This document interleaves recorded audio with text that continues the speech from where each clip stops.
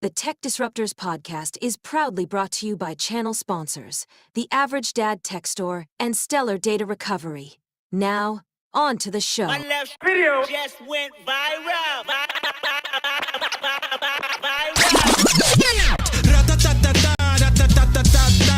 I'ma strike back and take your whole empire.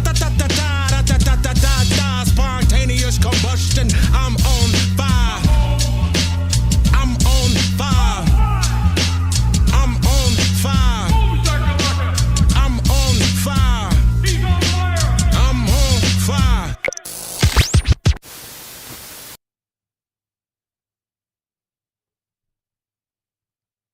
Hello, how's everyone doing out there? Good afternoon. Good, sir. How are you?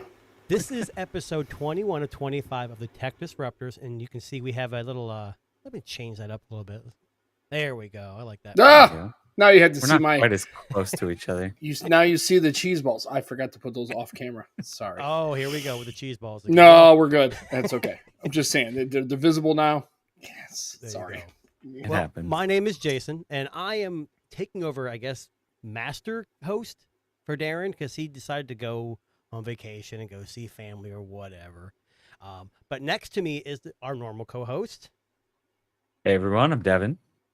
and we also got a special person from the Nomad Tech Project joining us this evening or this afternoon, however you are, where you're at.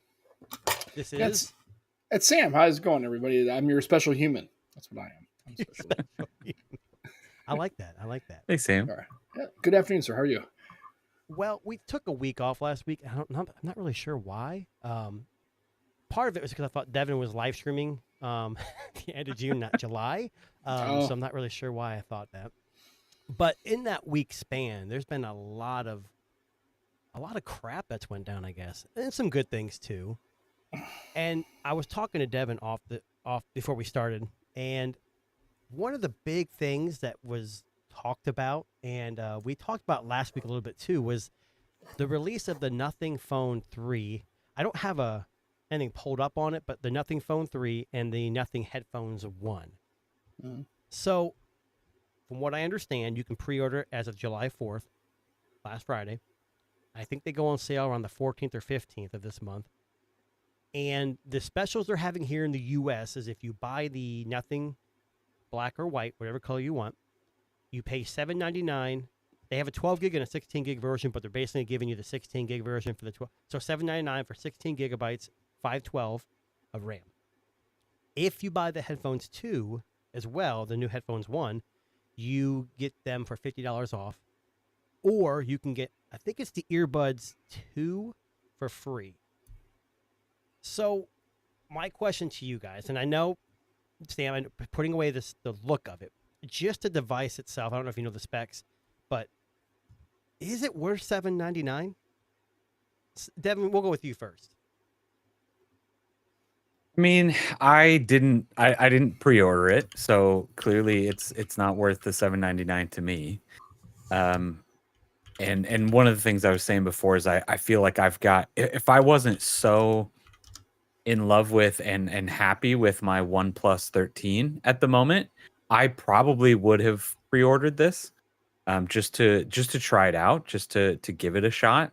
I really like the company itself. I really like what they're doing. I really like the attempts at innovation, even if they're not super helpful, useful. At least they're trying some different things, which is always something that I love. So I think it depends on exactly what you're looking for. But I like it. I just don't want to downgrade my phone for more money at the moment. And that, before we go to Sam, that's what I was going to say. So the problem people are having with this phone is it's great for what it is. And the Snapdragon for G whatever, that's like a step down from the Elite. It's going to be a fine processor for most people. But for $7.99, you can get a OnePlus 13 with all the specs. And with, at least we know the Hasselblad, the cameras are decent. We don't know anything about the cameras in Nothing Phone except for their specs. And, you know, specs don't mean anything when you're looking at stuff. And the only thing I say that Nothing really has going for is its unique look. And maybe its growing ecosystem. But Sam, what do you think of the Nothing Phone 3? Did you watch the live event, or have you seen articles on it? What are your thoughts? I did not watch a live event because I just don't generally do that as a general course. I don't watch any of those. I looked it up. The look is fine. And I like I said again, the headphones again, they probably sound great. I just aesthetically they're very. Let's just put it this way. I'm trying to be softer about that. Yeah, it's definitely a nothing look. Let's just put it that way. It's very easily identifiable. Now, if you're wearing those through a Walmart here in Middle Missouri, not a human being on earth is going to know what those are. But they do stand out, and so that's fine. And we have this discussion, and I've made it. I've had this argument with other phones about. Well, I don't really think it's worth that.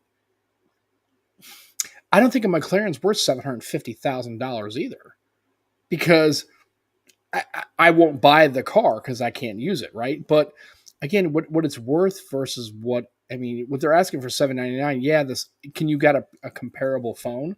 So you're going to compare a Nothing Phone 3 to a OnePlus 13, which most Americans have no idea what it is. So you're really comparing a Nothing phone to another phone that people have no visibility to whatsoever outside of the tech space. They're not sold in carrier stores.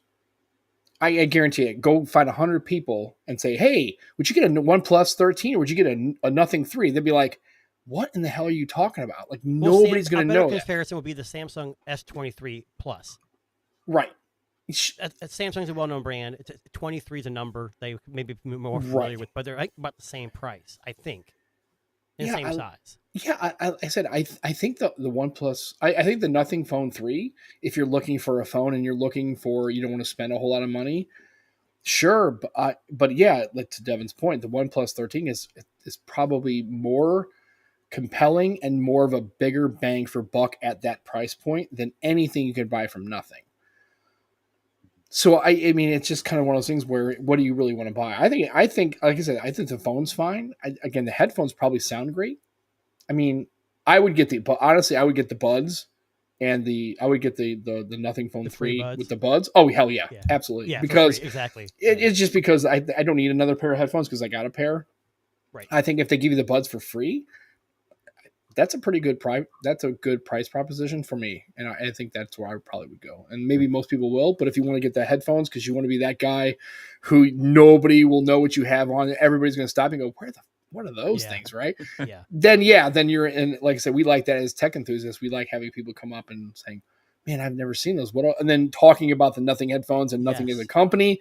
Then it's an engaging conversation, and who knows where it goes? People go, "Yeah, it's okay. I'm just going to buy an iPhone," or they may be interested. Right. It's a good conversation. Yeah, for sure. Yeah, and I think, like Devin said earlier, it's like that, Xiaomi, when they first started, they had a huge fan base. OnePlus was notorious with this. They had the lottery system. People were like fuming. I mean, everyone, I don't say everyone, people really like to be part of something. And I think Nothing is doing a really good job of that, but I don't know if they're quite big enough to do it yet. For me, the Nothing Phone 3, I told Devin, I actually pre-ordered it and then I canceled it because I'm just going to wait. I'm going to wait till it's actually available, see what some of the reviews say. I don't want to always base my decisions on other people, but this is a phone that's supposed to be a flagship. I want to know what the camera samples look like, and how long the battery life lasts. There are some good things about it. I like the Glyph Matrix. I think it's interesting, but I don't know how useful it is yet. And I know they're going to make an open API, but who's going to jump on it? No one even, like Sam said, not a lot of people know about Nothing. So who's actually going to, is Microsoft going to make something with that? Is Google going to make something with that? Probably not, at least not initially, unless it sells. But you mentioned something about something that no one even really knows about, which is Nothing and OnePlus. So that kind of opens me up into something else that you guys may have heard about this week.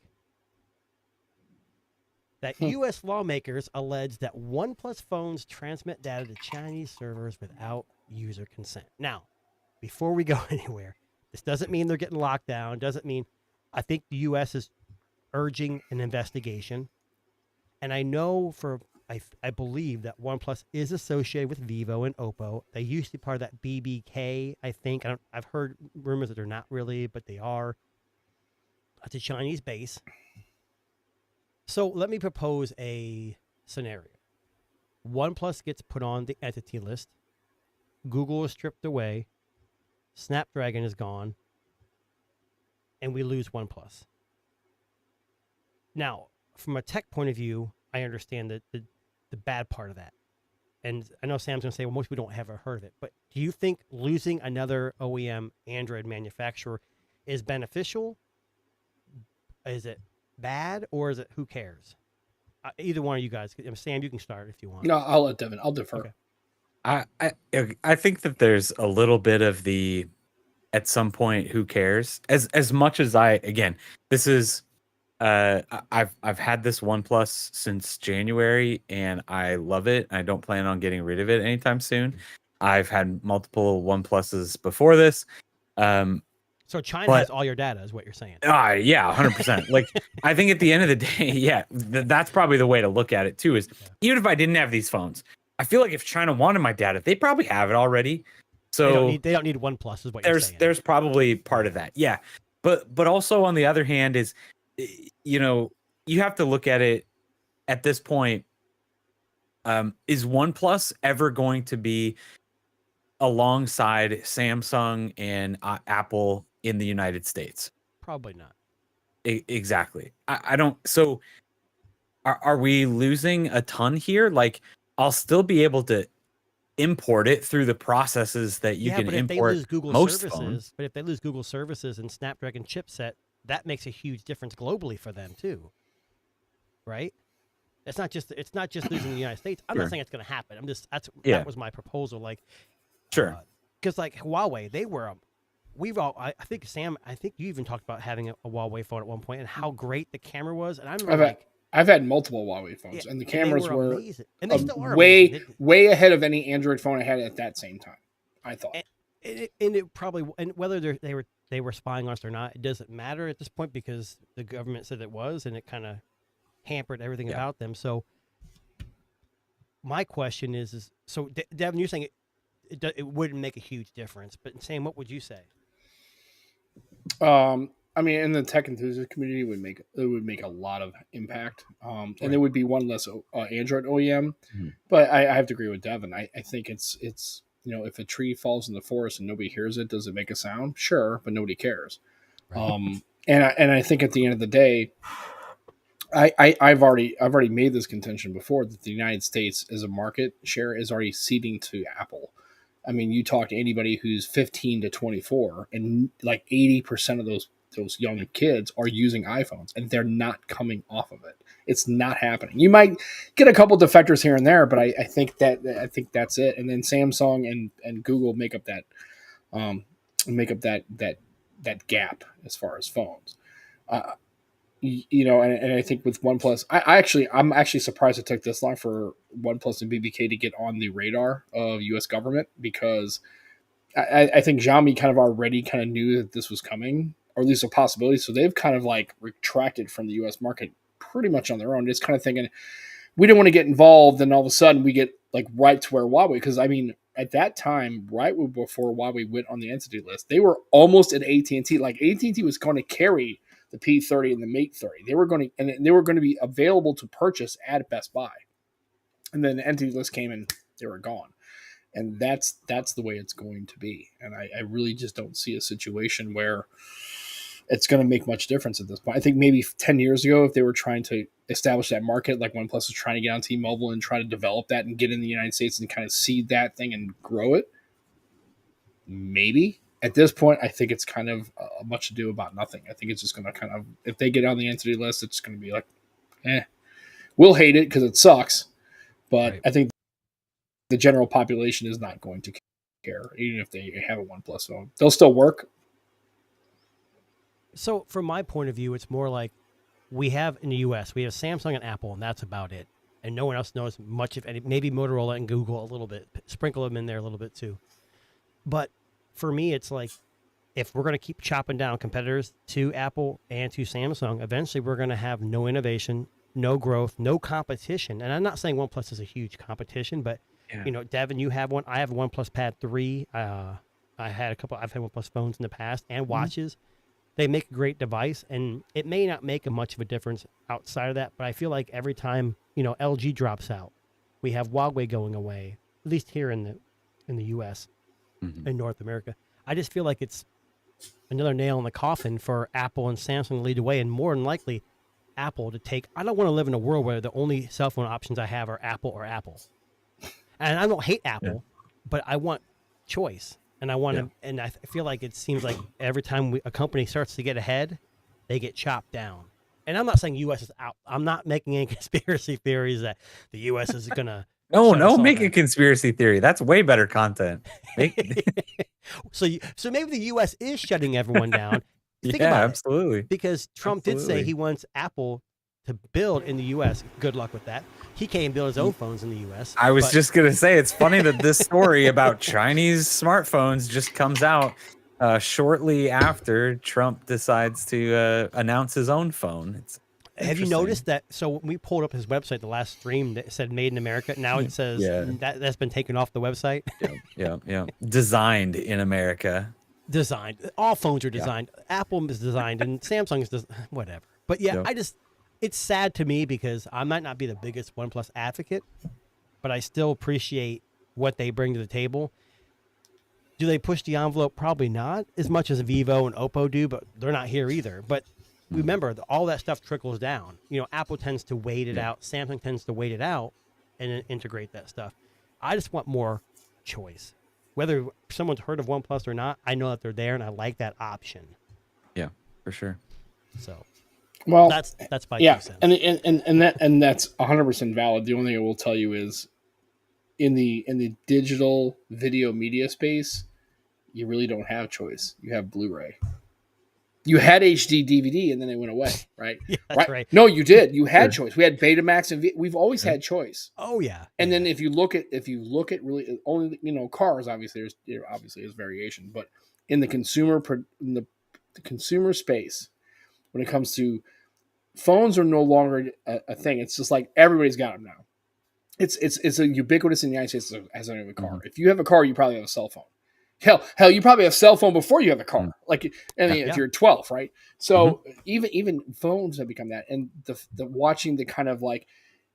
watching Android competitors fall off the rail, and then watching Apple kind of start to include like call screening, right? And all these other Android features, right? And you notice that Windows Phone's gone, Android's getting pared down. Really, all you're going to have is can you live in a world where possibly in 10 years the only real viable option in the United States is iOS? That's a real possibility. And that's what worries me. That's what bothers me. Nothing against iOS. I have an iPhone. It's a great device. I just prefer Android. And to see something like, I'm not saying Android's ever going to go away completely. It's just going to be to the point where it's going to be a niche product, kind of like phones made in the U.S. Right. You might have at some point. You might have a Samsung and Google Pixels, right, in your Android version, and you may have. May kind of like have like a car, not like a DVD player, right, where it's just HD. And actually, Betamax is technically superior to VHS, but it just wasn't supported by movie theaters and movie studios, and kind of. Now, right? Blu-ray was superior to HD DVD. Correct, but at least you had choice, right? Right. But it doesn't make sense because everybody's like, why should I have to buy 2 different versions of Deadpool when I can just now it's actually kind of irrelevant now because of streaming. Really, people don't have physical media anymore. So at least with phones, you may be in a world where it's really Android is all Samsung, Google, and then iOS, and then in the United States, that's really where you are. Yeah. If you want to get kind of a little bit more advantageous in the Android space, you might want to venture outside the US and import, and that's always going to be a possibility. Carriers might not support it because they don't have any kind of leverage to do so. It's going to be an interesting world in 5 and 7 years. I'm curious to see how it's going to shake out, really. Yeah, it makes me. I'm getting depressed just talking about it. So I'm going to switch gears here. Yeah, let's get happy. Well, or less depressing. Well, maybe that's better. That's a better term. No. So when you think of classic movies, or I shouldn't say movies, like animated movies. One that commonly comes up is Toy Story, right? I mean, it's not that old. I think it was what, 90s.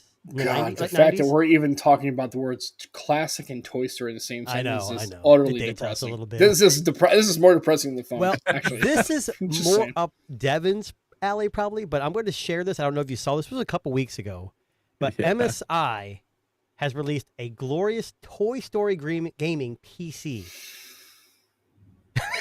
He's just shaking his head like, what? It's colorful. It's got a What? 5070, Okay. so it's up to date, but it's like, I mean, it looks like Toy Story. Like, it looks like the Alien Grab game. It's got the colors. Now, I don't know. There's not a whole lot of pictures. Oh, I guess here we go. So it's more like a color theme, I guess, than it is actual, like, the characters are in it. But you see it here in the corner here. It does say Toy Story up here, you know. Yeah, lots of design elements. I think the GPU has a backplate on it, or multiple choices for a Oh, so I didn't go to the character actual website backplate to and look it up. stuff. But yeah. Yeah, and I think you can buy all the parts individually too, and design your PC around it. I thought this was super interesting. Yeah. We've been seeing a lot more of this kind of thing coming out of China, and again, they've been a lot of the anime type of stuff. Like, you can buy just about any anime GPU or motherboard you want right now out of there, and I don't know if this was just their attempt. Well, listen like- to this. It's only 500, and you can't. It's gonna be a hard time buying this outside of Taiwan. So there you Yeah, go. right? And it's nice. And what's funny is, like, it seems like China and culture over there, they get like our like Coca-Cola based phones. They get the cool licensed products. But I guess, would it really sell here in the US? Are people gonna buy a Coca-Cola phone or a Toy Story computer? Like, would either I of don't you even- know who I think would be interested in this. This to me just does not check any boxes. Like, I don't think I'd even be interested. Like, if I was gonna build my kids a computer, like, would I be getting this stuff? Man, that'd be a really hard sell. I mean, if you're a huge Toy Story fan, but that's a very niche. That's a very niche. And it's That's only very niche. I mean, is it going to be made? Okay, is it going to be worth money? No, because computers depreciate, right? Yeah. Yeah. I mean, No. if you never use it and kept it in the box, maybe. But it's again, What's the point Americans of buying it? Americans aren't in the same boat here on that. That's why they don't Yeah. release these. That's why Samsung doesn't have a like. My daughter used to be very big into K-pop, right? So there was like, and then BTS had a Samsung, like it was a purple colored. I think it was some of the Galaxy series phones, and Oh yes. if I was able to get that phone, she might have actually used got off an iPhone and actually used an Android device for about 20 minutes, and then realized she hates it, and all her friends can't text her, and she would have ditched it. But she would get into that. But like I said, Americans don't really get into this kind of thing. License stuff. People that, like yeah. memorabilia, but they don't Mhm. really like memorabilia on consumer tech. That's a bridge too far for most, especially if it's like, okay, now if it were like that build, that computer, that rig is standard black, right? Legion is 1200, and the Toy Story one's 1250 or 13. Okay, maybe somebody might say it's kind of cool.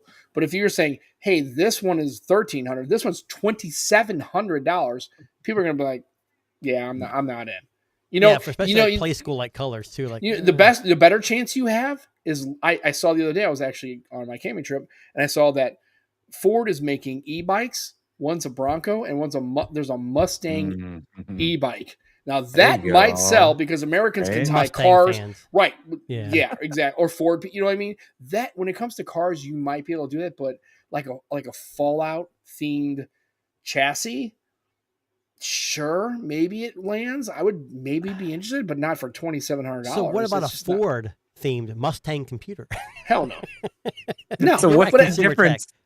So what's But the difference between a Ford, a Mustang branding and Toy Story branding? Like, both of them are pretty classic American, everybody knows it type of brand. I Yeah, think but you're they're getting the putting on same thing. they're putting on an e-bike, right? Yeah. As opposed to a computer that you can't ride down the street or drive to your friend's house. You're not going to carry Right. your rig to your buddy's house, but at least on a Mustang or a Bronco e-bike, you can go me or Devin, if like, I carried whatever. if I carried my Toy Story computer to your house to play games, what would you say as me? Oh my gosh, that would Get a be laptop, a Toy Story laptop. You would, while you're laughing at me, of course. Yeah, I think the reason why they think they do branding with a Mustang e-bike because it's a bike, right? They can kind of sell that. It's motor They- transportation. Right. Yeah. It's moving you Sure. from there to there. Your computer doesn't do that. So yeah, again, in concept, it makes no sense. I wouldn't buy a Mustang branded e-bike because I'm not in the market for an e-bike. Because also, if I know Ford, they're probably going to charge you $2,500 for the same bike you can probably get for $1,200. And I don't really care about the color because I can paint it or whatever. I don't know. It's just a little bit of a different situation. I had a company send me a scooter. I sent some pictures of you guys in the chat that we have.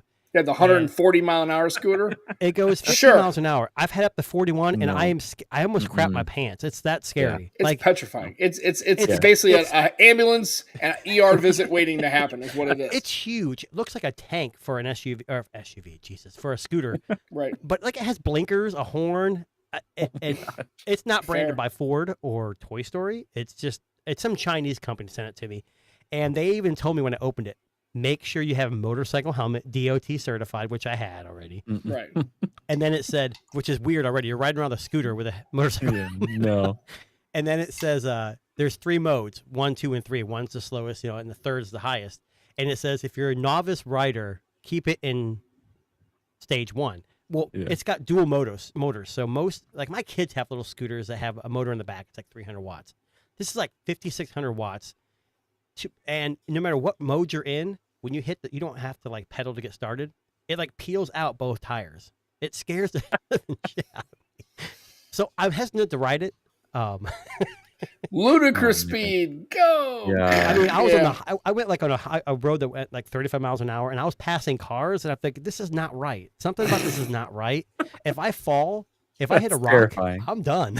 Yeah, helmet's not going to save me. But either way, the other thing is Sam mentioned K-pop, and I was talking to Devin about there's a movie on Netflix called what was it? K-pop Demon Hunters. Demon, yeah. And I watched that with my daughter, and let me tell you, it was something. Yeah, it's experience. It's number 2 most popular movie on Netflix right now. Oh, of course, dude. K-pop's still a thing. Like I said, that would probably been the only branded phone that I think may have gotten traction because BTS. I will tell you this much: if iPhone came out with a branded phone, like if they had like a BTS, imagine. Or they had the code red, but that was it, right? Well, I'm talking about like more of a branded like a Coca. Like I could see people buying an iPhone that was Coca-Cola red with the swirl, and then you open it up, had a back thing, all the themes. Nah, at this point, I feel like it'd have to be a Diet Coke. Right, iPhone. 0, not diet. We don't more like a high noon, a Stanley tumbler kind of thing. Yeah, exactly. That's yeah, fair. It's a Stanley phone. I'm in. Let's do it. Oh my God. We laugh about that, but these trends happen so quickly. Like what's popular and what's not. Like it's kind of like all this new lingo we talked about. These kids have, and I live in Ohio, and Ohio is a bad word. Like, hey, you're Skibbity, Ohio. I mean, what the f does that mean? I live here. It's fine. Riz. Yeah.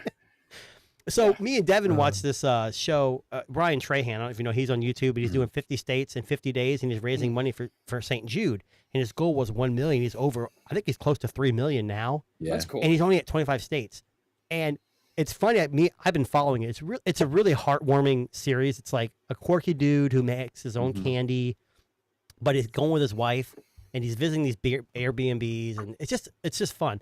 But all these people from Ohio are donating, and he keeps saying, "I'm so excited to see Ohio." And I don't buy it. I think he's making fun of us. Be honest with you.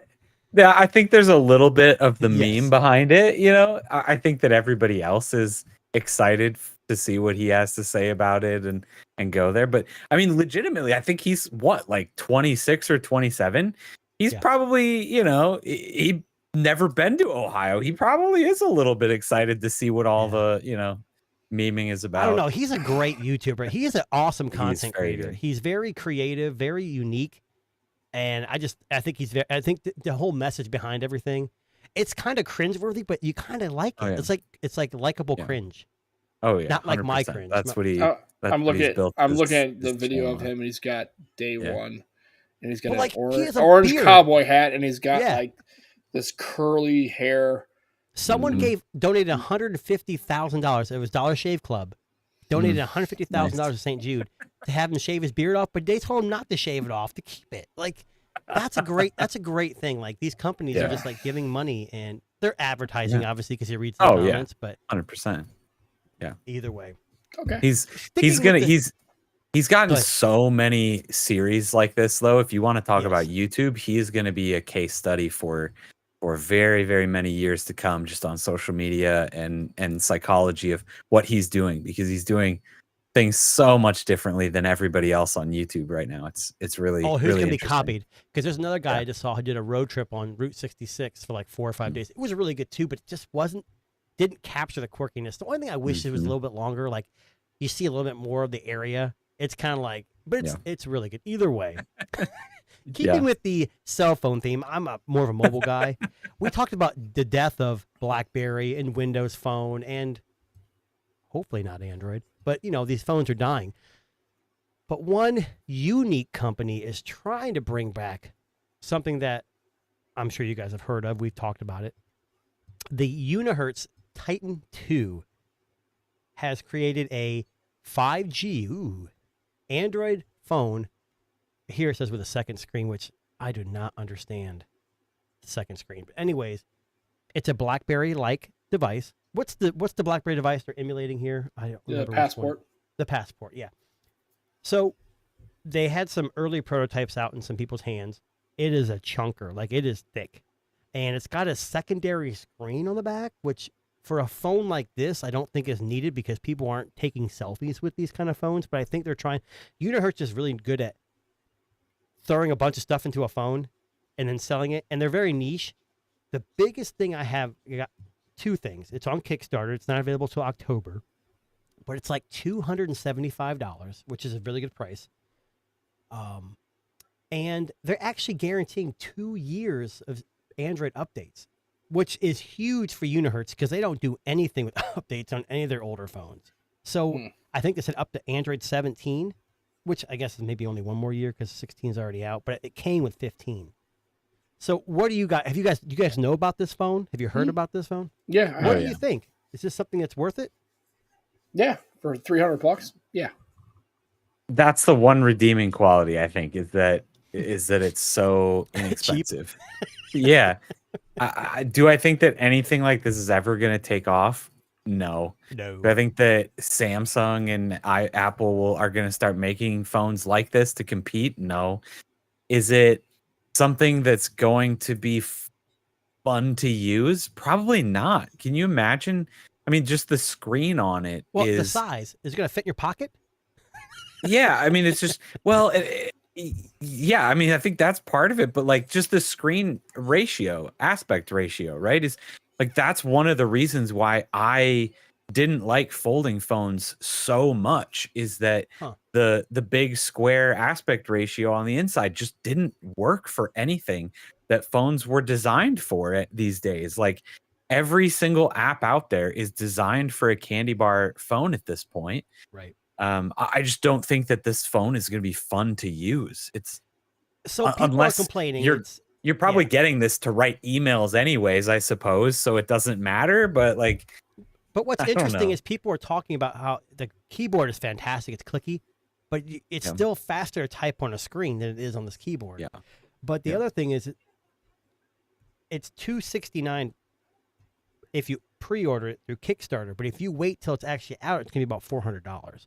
Snapdragon 7300, meh. It's good. It's going to be plenty enough for what you're going to use it for. 12 gigs of RAM. I heard of rumors it's going to be 16 gigs of RAM. Either way, you're going to be fine. But they kind of omitted a couple things. I guess the Titan 1 had, which I didn't have myself. I want to say they took out wireless charging and a headphone jack. But I'm thinking people always keep complaining about this headphone jack thing. But I haven't used a headphone jack for streaming, obviously. But when's the last time? I don't know. I don't know if a lot of general public use wired headphones on their mobile device. They probably don't. Devin, you were shaking your head.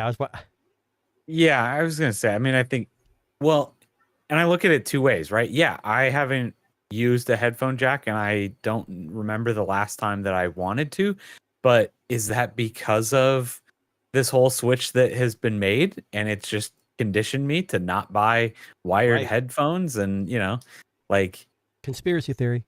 Yeah, right. Like there's probably a lot of people that would still be using wired headphones, still be using that jack. And I think that there's obviously other uses for it. Like probably a lot of people that had to change out not necessarily change out the radios in their cars, but like get used to a completely different workflow there, right? Instead of connecting, just plugging it in anymore, they now have to Bluetooth it, or they have to hook up whatever else that they have to make it work. Sam, what do you think? I think it's cool. I mean, I as a person who likes BlackBerry, and I still like keyboard phones. Again, and this is another one of those devices where does it have a lot of functional use? Probably not. But this is one of those conversation starters because anybody who sees you using this, especially if you're in a corporate setting, like work setting, everybody's gonna go, "Holy cow, is that a BlackBerry?" I thought they were, and it's gonna immediately start that conversation. I mean, does anybody really want? Right, normal people, do they really want a keyboard style phone anymore? No. Do they want this, which is kind of like bulky and chunky and has, you can't play your games on it? No. I will tell you though, is one of the features that I think that's kind of really I like about having like the BlackBerry Key 2 or whatever was having all the apps mapped to a keystroke. So if you could double press and you could launch Snapchat, I kind of like that. Having I, and then you had Instagram, you kind of push I and Instagram launches, right? So you didn't have to worry about it. You could keep the screen pretty much I clean. believe this has that function. I believe it does. Yeah. And then also it's obviously capacitive, so you can scroll with it. So again, it's for people like me who kind of just like having a keyboard and kind of have a nostalgia play. And really, I'm not really doing a lot of the things that probably most people are doing with their phones. Like I'm not taking a lot of really great photographs. And I would probably have a secondary phone. This is something I would maybe take to work with me. And if I knew I was going to a place where I needed a camera phone or whatever, I would bring it like, maybe a Samsung or something like that. But it's got a camera on it. The camera seems to be okay. Yeah. You say that, and I'm like, actually, this probably wouldn't make a terrible like work phone. This is just my work phone. And then I still have my personal phone, like whatever I have. I'm not trying to sell you guys on this. I just think it's funny that for that price, it does. The only downside to the price is that it's really thick. So that's the only reason why I don't understand why they couldn't put a headphone jack in, because it's a pretty hefty device. But it seems to be pretty, as far as the thickness of the actual like frame, it seems to be kind of a chunky one. But yeah, but even if it's 300, like this is actually kind of one of those things where if you had a work device, here's the thing: if I bought this, I probably wouldn't carry a case with it because the frames, like it comes with the case in the box. Yeah, you guys they surpassed their Kickstarter goal. They fully funded in 6 minutes. Yeah, I mean, and also I did notice, and this is something for me and this is kind of interesting, that they're actually trying to get AT&T certification, which is kind of a fascinating. That's a fascinating thing for most, because they realize that there's a lot of people who, like me, who use AT&T, they would not. Right. I mean, if this phone wasn't certified, I couldn't use it. It's not like I wouldn't want to, but the fact that they're actually going out of the way to not only do it, but put it on their website very boldly. We are going to have AT&T cert. That's pretty interesting for a person like me who's on AT&T. So I pre-ordered it so I missed the Superbird. It was like $229 when it first started. That sold out. It like locked everyone out. I think they had like 500 slots, so it wasn't going to take long to lock that out. So I joined the group on Facebook, like people who were interested, and everyone's complaining and bitching about, you guys realize you paid $270 for a phone and you want stuff from a phone that's $1,000. Like, why doesn't it have wireless charging? I believe it has an IR blaster on it. Yeah, I think it does too. So it's like, it's a perfect device that's imperfect. Like, I would take it with me to work. It's not as just, I don't know. I think it's a unique device. And if you're familiar with Unihertz phones, it's going to have a lower level expectation of software updates. It's going to be chunky because they don't have the tooling like Samsung and Apple do, where they have a year's and unlimited amounts of money to tool a device to what they're probably building this with on the shelf and very minimal tooling. I would imagine there's not a whole lot of R&D built into this. And you're right, it's not going to start a revolution, but I think it's what comes to mind is Adam on YouTube. He's a huge BlackBerry fan, always has been, and he got his hands on it. And I haven't watched his video yet, but most people have said it's okay. But I think it depends on who you are. If you're a power user and you need that, I need to go gaming at 120 frames per second on Genshin Impact, then this probably isn't the phone for you. Clearly. I don't think any of us here do play Genshin Impact.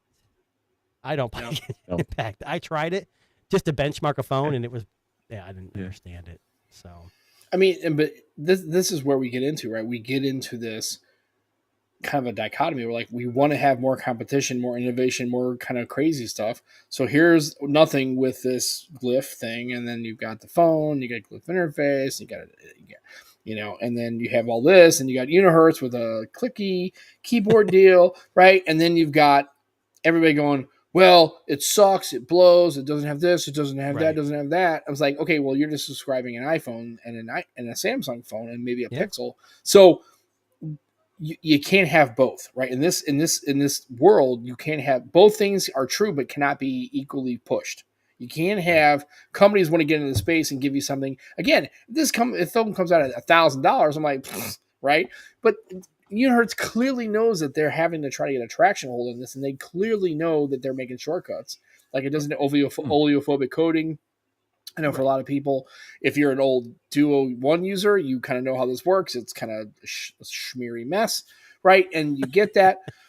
But again, it's one of those things where you have to be, you can't have both. If you constantly dump on these companies, they're not going to do this, and you're going to be in a world where then you're going to try and go, man, I really wish they had like folding phones and keyboard phones and the LG Wing and like HTC with metal unibody. I'm like, well, you guys shit on all that, and they pulled out because nobody bought the damn thing. And then when it was commercially available, guys on YouTube are like I like Michael Fisher, don't get me wrong, but he's already kind of saying, well, it doesn't have this. I'm like, it's $300 fucking dollars, dude.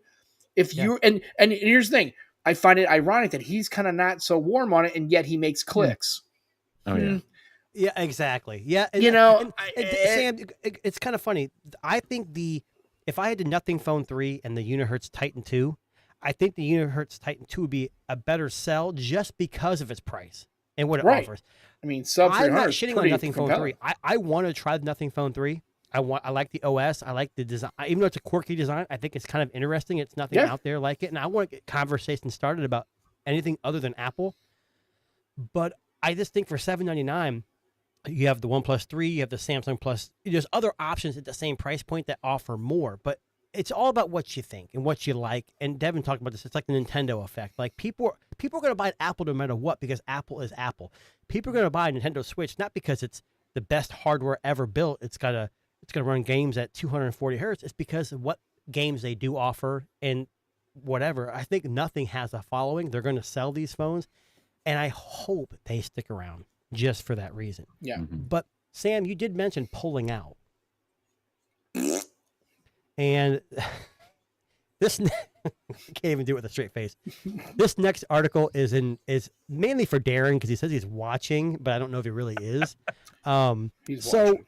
Another Kickstarter. I can't even do this. This is terrible. So there's a company that's making something called the Groove Thing. Have you heard about this? It's a Bluetooth speaker, but it has a combo with something else. It's not like you go to McDonald's, you get a combo with fries and a sandwich. Sure. This is a Bluetooth speaker with a vibrator combo. So you're thinking that has a big ad for Safari right there, because Safari is actually private. Is this guy actually using the vibrator? It's weird. I don't think that's. I don't think you're the target. So I don't think you're the target audience, dude. But okay, Sam, cool. here's what's funny. So I frequently go on Kickstarter just to see what's coming out, like just to see what's on there, and I saw this thing on Kickstarter. I'm like, this has got to be a joke. And then I started seeing articles on it. Boy. It says now you can feel your music in an entirely different way. And I'm not telling you, I'm not going to show the video from their website, because it's like probably not terrible, but it's just people groaning, and like guys and girls groaning. But look at this device, and you tell me if this is something you'd be interested in. And I want to know honest opinion, because no. Devin's like laughing. No. Everything about it, the shape, the color. Yeah, why neon green? Why neon the green? Exact color that I was hoping for. He's like, why did I have to come on the show today? No. Oh my God. So it says, anyways, I don't have enough alcohol for this conversation right now, but okay. But listen to this. It blends high fidelity audio of your favorite songs with internal vibrations. Well, I guess because external vibrations weren't available. I don't think that's how a vibrator works, but okay. God, It's pretty much external. So the person who wrote this article, it says, as a sex toy reviewer. What? Oh, I guess dude, it's a what, review for what everything. do you think? Somebody from accounting is going to review this? I mean, It's true. You need someone it's who's clearly going to more be somebody who's experienced, I like, guess. you mean to tell me they have a speaker that has an adapter that actually is basically like a little pocket rocket or a rabbit? Well, I'm in. I need so to go check ahead and this order thing it. out. It's $250. No. It's unisex. It goes either way. There's no, So is this a good idea Yeah. or is this a bad Sure. idea? No, sure, whatever. This whole world. What? Oh, I'm okay. I mean, yeah. I mean, it's clearly going to. I mean, it's again, it's a niche product. Maybe somebody. Well, here's the thing. Don't they have those? I saw. Didn't somebody have? And I don't know if this is real. I've seen like videos and stuff. It's always like almost a comedic routine. But it's like a guy who has a app on his phone and his girlfriend's either got Yes, underwear or a thing, and and they're they're just like they're vibrating. sitting at dinner and like, and he's trying to basically, she's trying to have a steak, or like maybe a salmon.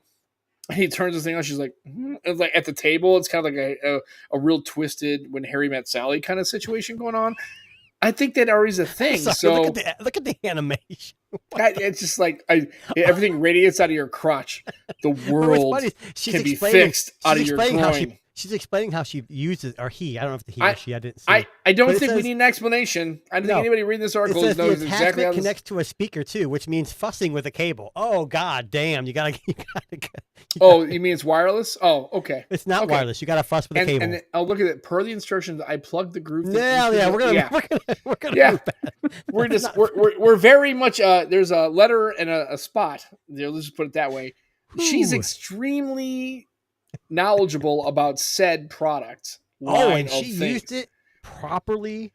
I would and- hope and the so. With all the base safety emanates from your guidelines. Central region. Safety guidelines. I just Kickstarter is sometimes full of crap and It's a sometimes wild- full of innovation. It's kind of Wild West. Right? It's kind of cool. Every once in a while, you never know. And some things come out of there that are like, wow, that's actually a pretty unique thing. Like people, I mean, again, it's to me, you're right, Jason. It is kind of a little bit of a shit show kind of thing. However, you never know when the next really great idea comes out of. Right. And I'm like, hey, anything that's really kind of incubating and kind of creating and putting this thing out there, if somebody's got, I mean, I've seen ideas for like, I have these things at home. Instead of like using twisty ties, they're called grip sticks, right? I saw it at a home and garden show. It basically, you just fold the bag and then you just like slide it across, and they're super awesome. And I showed it to somebody, they're like, dude, I got to get those, man. Cause like if you have chip bags or something like that, it's just easy. And it's one of those things where it probably came at somebody had an idea and there was probably a mom and dad or a local dude going, man, there's gotta be a better way to reuse chip bags. You always lose the ties and they suck, right? And it's like, dude, I think it's a really great idea. So, yeah, you might get 1,000 things that are kind of like the groove thing, right? Although points to the name, because that's pretty fantastic naming. But just saying, because you're going to do that and it's Thang. Yeah. I will say Kickstarter is not just, I mean, big name companies go on there to test Yeah. ideas too. But Devin, you haven't responded. What do you think of the groove thing? I mean, is it something that you could see sells very well? Not personally. I'm not trying to get personal. I'm just asking, like, people will buy this, do you think? I don't know. Does it? I guess my question is: does it only work with music, or does it help accentuate, like if you're watching any It's a Bluetooth movies speaker. or? So you can Yeah. anything with audio. Okay, Right. yeah, okay. So you can watch K-pop Demon Hunters, and every time they're fighting demons, Well, I mean, I kind of still had Toy Story on my Sam, mind, so I was he's just like, Oh, come on. God, it's even worse. Toy Story. Toy Story. No. We're Like, gonna hey, give a let's whole watch new. We're My gonna give a Little whole Pony. I new, mean, a come new on. reference to Buzz Lightyear. What's happening? Is that your safe word? I'm just putting it out there. I don't think Okay. the groove thing comes with a voice activated safe word. Buzz Lightyear. Buzz Lightyear. So you tell your partner to Creators turn of it off groove right thing, if you're listening, have a safe word. now. You should, because I mean, honestly, if it's not cabled, you got to have something that Holy crap! You I don't know. I'm I sure could it see has a someone going market. through other '90s, or whatever movies they have their generation. Like, hey, Dazed and Confused, let's watch that. Oh my I don't know. I'm not buying one, but I mean, what the I'm hell? probably I not don't- gonna buy one either. Yeah. Right. But I don't. Can we get some different colors? That's all. I'm just neon green. I'm I don't just know. like it's too I don't understand the idea stereotypical. of neon green. I don't. It's get just it. too stereotypical. It leans too far into the whole shtick of it, and I think maybe that's on purpose. I don't know. But if you're using it in private, no one's going to see the color anyway. if That's it does why- it glow in the dark, because that would be cool. You know what? I don't know, and I'm not going to look back at that article again. I'm not. But I'm not going to worry about it. I'm just saying if if it you're luminesces, listening, here's safe some word feedback. and glow in the dark, please. Right, feedback. Just saying. Honey, why is the blanket glowing? Nothing. Phone 3, it's buzzing.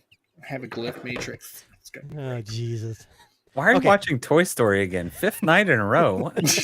Sorry. man! Why are you watching that? Why are you watching Buzz Lightyear, the movie that tanked? That was a terrible movie. Why do you keep watching that movie? Oh boy. All right. Okay, Okay. I'm gonna all wrap right. this up. One more phone because I have to. Right. We know Samsung has an event coming up. Is it tomorrow? No, the 9th. It's the 9th, I think. Yeah, soon, but pretty soon. Yeah. So they shared this. Their own trifold. Now we're talking about innovation. We know Huawei did it. We can't get it here. We can. It's just not worth it. It's not going to work. Is trifold phones? I'm assuming it's not ready for production yet. And if it is, it's going to be like the first fold where it's going to be outrageously priced and they're going to throw a bunch of free stuff. But if they announce this on the 9th, whether it's available or just something they're working on, is this something that consumers are going to buy? We now, Samsung and Apple are the most popular brands here in North America. I should say U.S. more specifically. What do you guys think? Trifold phone. Do you think when you saw the Huawei, were you like, oh, that's it. That's what I want? I mean, I feel like that's a much better end game goal for foldable phones. That, again, I go back to the aspect ratio. That's why I've hated every foldable phone that I've had so far, is when I unfold it and it's a square, it just doesn't make sense.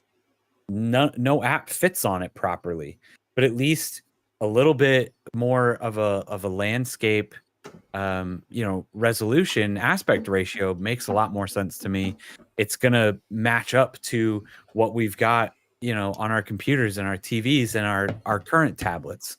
So I think this probably makes more sense So you're saying as an end goal. because it can be a phone and a Yeah. full-fledged tablet, not this weird Yeah. square aspect ratio. Exactly. But Yeah. My only I'll let you go. My only thing is like, what's the compromises? We all know when they get thin and fold, something always is a compromise. Cameras, processor, battery. If they can make it a little more elite, because it's going to cost to both your kidneys. It should offer something. It needs to have more than just the folding aspect. It needs to have a Snapdragon Elite, the best processor at least. That way, if you are opening it up and doing something you like, if you want a game at full frame, you can. You're not relying on an older generation processor that would maybe be able to do that.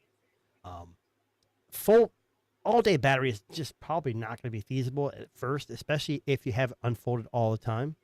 Yeah. But Sam, what do you think of trifolding as a Duo user? I mean, if you're gonna do this, you might as well do this. Like I saw the Huawei trifold and I was like, this is where you need to be. Like Devin says, this is where you need to be. And I agree with Michael here. If you only had 2 sections and you had it, again, this pushes the point where it's like, if you really want a true, I mean, because the OnePlus Pad that I have, it's more this size, right? If you're turning it or whatever. Whereas when I've had my Duo, and again, the Duo was a little different because it was 2 independent screens, Right. with the same, I mean, it was set up to be a multi-task. Most people that when I used my foldable, like when I had a fold, I didn't use it as a dual multitasking device. It was just a larger content platform, right? That's what it was.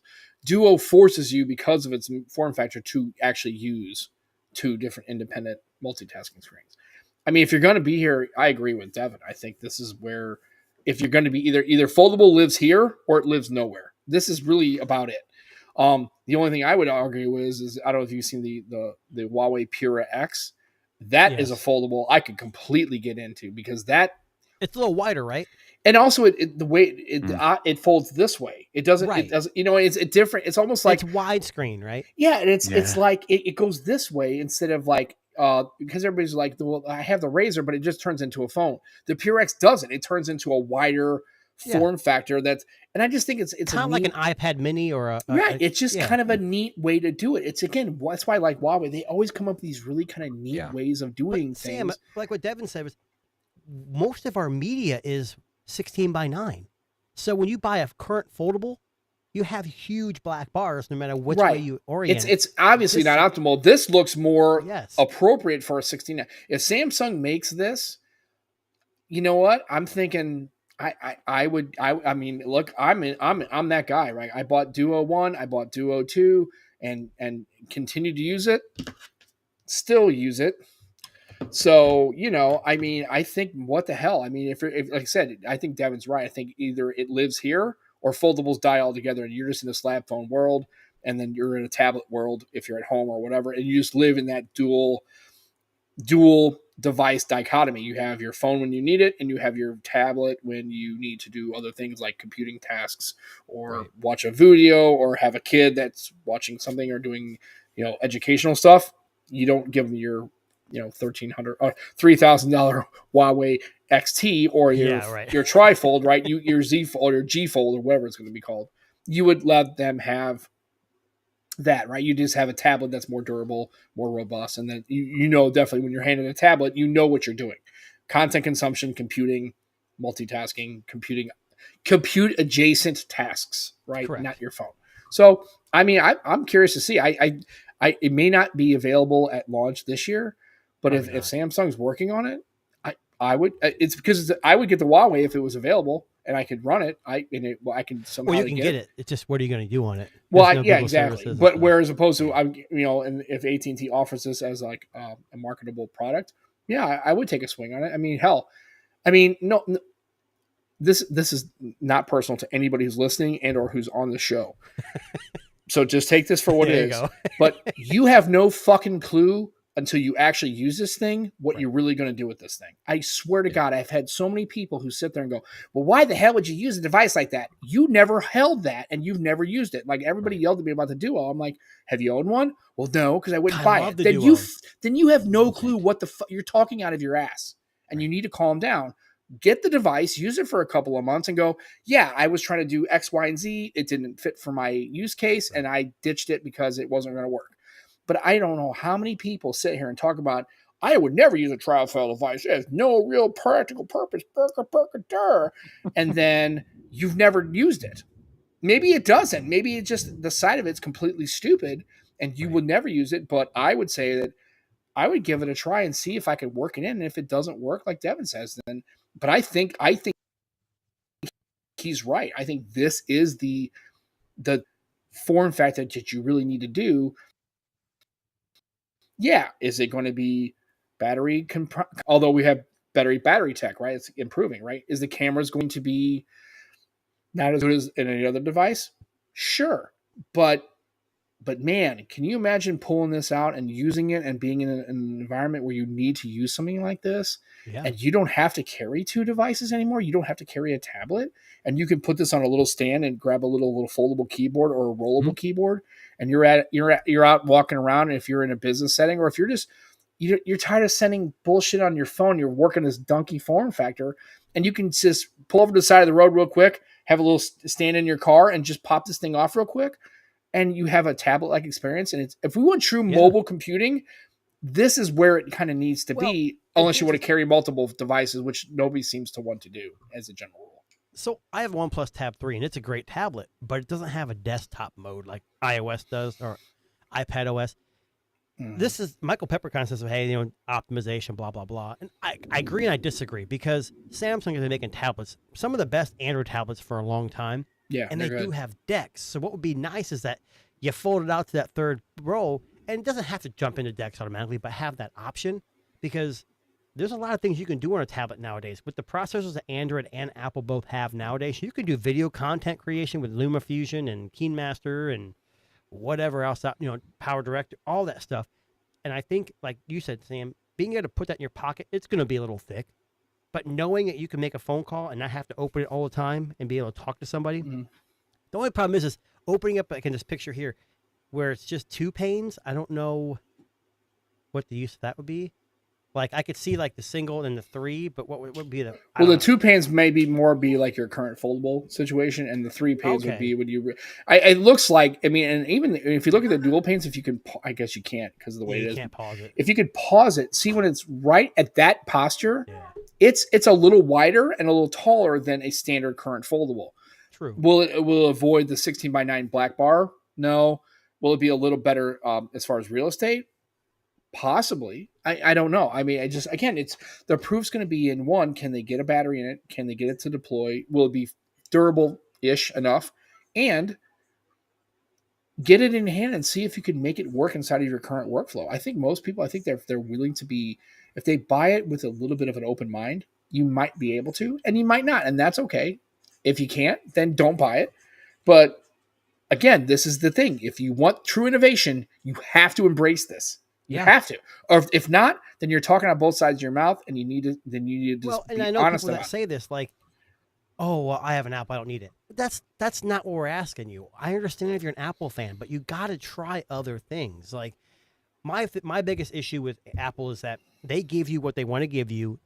Your choices are: do I want a different number of cameras or a bigger, smaller screen? That's all you get.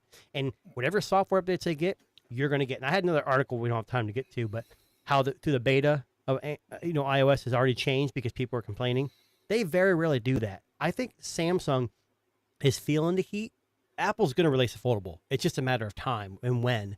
They're going to wait till they feel like the market's in the right spot. I still say flippable first. I think the foldable is going to be. I think they're going to go with iFlip first, like a For them, razor yes, component. yeah. Because I think most of their target market would gravitate to that and be able to absorb that form factor change a little easier than a foldable. But I think at some point, but yeah, it's, and like Michael Pepper says, obviously because this is a trifold, thickness is a real concern here. It's not just, so you're going to, stack it. But if they can do like maybe little independent three 2500 silicon carbon batteries. Yeah, across, and find it somewhere in the chassis. So you have like a 7,000 combined across it. Remember, if you only have it open twice or the first, now you've got a 7,000. Remember, think about it, because some people may not ever really use right? They may just use it as a standard car. Then you got a 7,000 milliamps, that kind of battery tech. You might have a 2-day battery life or 3-day battery life out of a phone. Let's hope Samsung learned a lesson. We don't want to stuff too big a battery into a phone. Well, but what's good about having sections is they can sectionize the battery. It doesn't have to be one contiguous battery. They can even go smaller. Go 2,000, you're at 6 aggregate, right? But remember, because it's in the same device as a solid phone, when you don't deploy it, it's at 6,000 with that battery tech. You may get a 2-day real runtime, and you might be okay. And then also the trick's going to be is, will Samsung allow a little faster charging than they do? I know they're kind of skittish about that. Yeah. Well, because I get it. They should be, because of Note 7, right? They should be worried about that. And also, any other Note you've ever had that's like put in the drawer and 2 years later, it looks like a balloon animal, right? Well, Google with Pixels do that too. I've had a couple family members. I think this is interesting. I say, will I buy one? It depends. I mean, if it's like $3,000, it's going to be hard to swallow. Yeah, but buy two separate devices for half the price. Yeah, right. It's going to be tough, but I think it's slick. I think Devin's right. I agree with him 100%. I think that's the true way to get to 16:9 is having a drive. I don't think you do it any other way. The Huawei was amazing. I wanted it so bad because of the aspect ratio. And now that I know if Samsung does this, they're going to have full Google access, all the apps. And Samsung has their DeX, which is even better. You throw a keyboard on that thing and you have a full-fledged I would like it. Like if you open it up, it just automatically defaults to DeX, and you have to choose to do anything. I mean, DeX. That's what we said, but some people don't like DeX. They want a tablet experience because that's what they're used to. Okay. Most iPad people aren't going to go back to DeX. I would say basically have people say, "Hey, you're going into trifold mode. Which would you prefer?" And just give the people a prompt, give them a little modal. Say, "Hey, click on this," and a little transition. It goes boom. It goes to tablet, or boom. It goes to DeX. That would be cool. Like I said, I think it's cool. I would try it for sure. Samsung, if you're listening, send each of us just one. We'll try it out for you. We'll play around with it. We'll kick the tires. Yeah, this thing's awesome. Oh, can I keep it? Sweet. This thing's great. I'll give you all the reviews. All my reviews will be You should buy 2 of these and just finance. Even if one of the panel screens don't work, it's yeah, going to be you the still greatest got 2. device ever. You're basically back to a foldable. You can't lose, right? Yeah, it's fine. Yeah. Well, look, it's a couple minutes over, and I'm okay with that. But we're gonna end the stream here. I need you guys to like and subscribe to the Tech Disruptors. Obviously, that's Sure. what you're listening to. Check out Devin's channel as well as the Nomad Tech Project. They usually stream. What do you Sam? When do you stream live? Usually, have you guys change your dates and times? No, we're talking about maybe going on Saturday, but it's really at this point it's really just like either 2 or 3 o'clock on a Sunday. We just try to go ahead of you, so that way people get 1 hour of us, and then have a, the finishing meal, right? The one that really the reason why they came to dinner. Yeah, they came for the appetizers at the Nomad Tech Project. We're basically the deviled eggs of podcasting. No, you guys are came for. You're the steak. We're like the. We're you like guys the are more like the scraps. foie gras, right? You're like the foie gras finishing in the little limoncello at the end. It's all good, right? So that way we try to. So usually we try to go off like 2 o'clock on a Sunday. Usually we thought about maybe but going check off on a them out. Saturday. Yeah, well, Check them out. They're great. Devin, I need you to plug your live stream because I don't want to give the wrong date, but it looks like it's a very positive message too. So. Yeah, it's going to be on July 26th. We're going to be streaming most of the day, starting at like 7 a.m. Central Time. It's the 1K stream, so we are streaming for 1,000 minutes, which is just over 17 hours. We are giving away. I actually just did the math. Well over $1,000 in giveaways, and we're attempting to raise $1,000 for charity as well. So we're raising money for Operation Barbecue Relief this year. So it's a really cool charity that helps provide meals to people in a lot of like natural disasters and things like that need help. So yeah. And I we'll- hope we blow we'll- past that $1,000. Yeah, limit, and we'll try to That's the plug goal. it too. If we Yeah. get a link to it, Yeah. we'll put it in our show notes. We'll Yeah. make reference to it in our show as well. That's a really good thing. We'll totally plug appreciate that it. for you. Yeah. Absolutely. All right. Well, that being said, you guys, we're out. All right. Yeah.